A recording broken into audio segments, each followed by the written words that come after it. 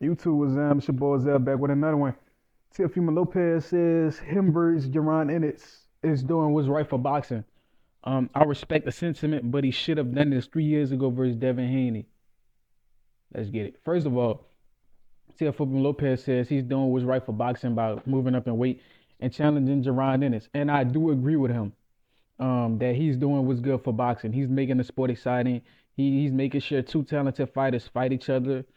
Um, Teofimo Lopez is a multi-weight division champion, trying to become a three-weight division champion over Boots in his head. But honestly, I don't think Boots he'll get that over Boots Ennis. I don't think he'll become three-time against Boots Ennis. Um, Boots Ennis, too big, too long, too strong, and has just as much, if not more, boxing ability than Teofimo. Super athletic, super strong with a crazy chin. The thing is, Boots Ennis has taken multiple people's best shot on the chin and never failed. Teofimo Lopez has been dropped before in the first round. So if we going chin for chin, Boots got a better chin. If we going power for power, Boots more powerful. Boots did knocked out dudes way bigger than himself.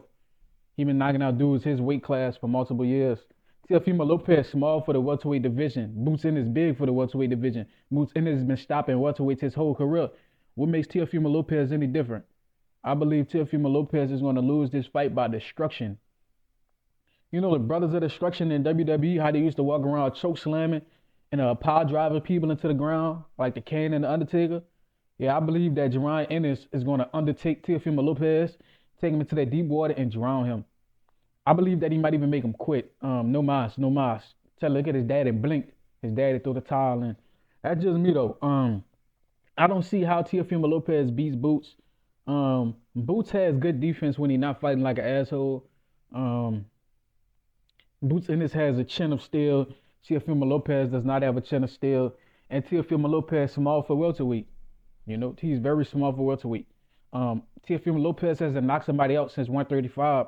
It's just like it reminds me of Mikey and Danny Garcia moving up to challenge Errol Spence. Like y'all good at lightweight, cool. But that's exactly what this fight reminds me of. Danny Garcia moving up, or Mikey Garcia moving up to fight Errol Spence. I believe that it's gonna be a walk down.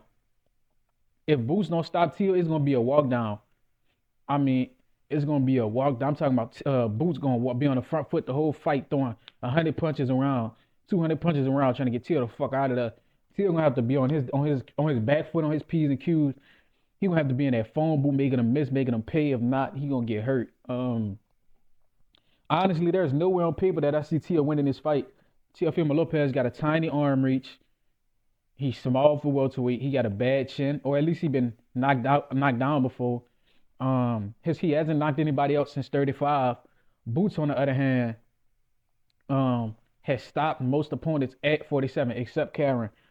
And Teofimo Lopez is no Karen. He don't have the pendulum step. He don't get on and off the line. He don't know when to take a knee to stop himself from getting beat up. He's no Karen. Karen is probably the worst style matchup for Boots in the whole division, and he beat him. So, uh, honestly, I'm gonna keep it up. But Boots ducked Virgil Ortiz, but he made up for it for fighting Tio. You know, Tio, on the other hand, I respect the sentiment that he's moving up to get a top title, a top champion. But he should have did this 3 years ago versus Devin Haney. He should have challenged Devin Haney for undisputed. Um, he should have fought Devin Haney at 140 and unified a long time ago. In fact, I believe Devin should have fought Tio instead of Ryan. Boxing would be in a whole different place right now if Devin fights Tio instead of Ryan. My brother told me, he was like, yeah, Devin, this wouldn't happen to Devin if he wasn't trying to prize fight instead of going undisputed. And I'm like, yeah, you're right. But every fighter want to get paid, you know. Um, I believe Devin should have became undisputed, then had the prize fight. That's just me though. Cause now Ryan Garcia fighting that prize fight ruined a lot of Devin Haney other prize fights because now he got his ass whipping. They're like, you're not worth it. You know, they love if you lose as a black fighter, yeah, your stock gonna drop dramatically. They can't wait for your stock to drop so they can get cheap labor off you in boxing. That just is what it is. But like I'm saying, Devin versus Tio would have made way more sense because they was the same weight class for so many years. Teofimo Lopez was unified in 35. Devin Haney was unified, well, undisputed at 35. Teofimo Lopez, champion at 140. Devin Haney, a champion at 140. These dudes should have been fought. You know, we know Hispanic and black fighters do well. You know, they both representing their culture, and both cultures want to win. Most of the time, I don't see Mexican or Hispanic fans cheer for the black fighter, but I see some dumbass black fans cheer for the Hispanic fighter. It just is what it is. It's tribalism, but some people don't even understand the basic simple tribalism. They want to see the black fighter lose for some odd reason. That self-hatred. But that's another video for another day. You know, some black fighting fans literally have self-hatred. You know, Tank Davis wants to see Devin lose to Ryan. He wants Shakur to lose to anybody. He don't want to fight anybody. Tank Davis got a lot of self-hatred, you know. He didn't tell Ryan anything when he said he hate black Muslims, but now he got smoked for Teo because Teo said Tank look like a monkey.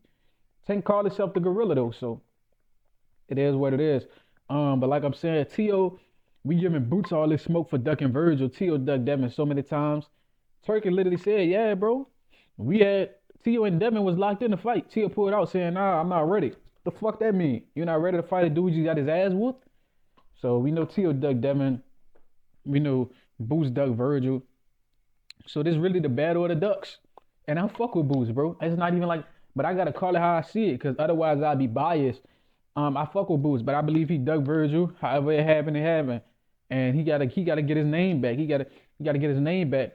And I believe he trying to walk down Teo, take Teo's stripes, put Teo on his resume, and take his name. Um, I do not think Teo has the power to hurt Boots in this.